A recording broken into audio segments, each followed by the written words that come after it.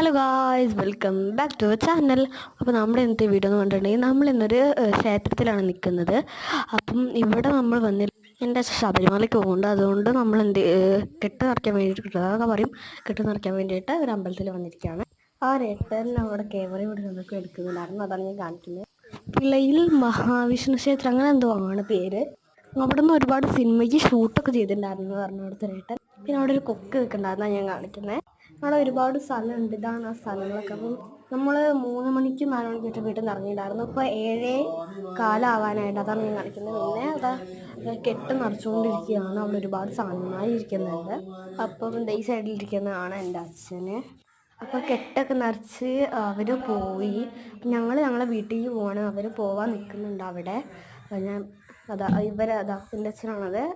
പോവാൻ നിൽക്കുകയാണ് എല്ലാവരും. നമ്മൾ വീട്ടിലേക്ക് പോവാണ്. സത്യം പറഞ്ഞാൽ അതൊരു നല്ല പച്ചപ്പ് നിറഞ്ഞ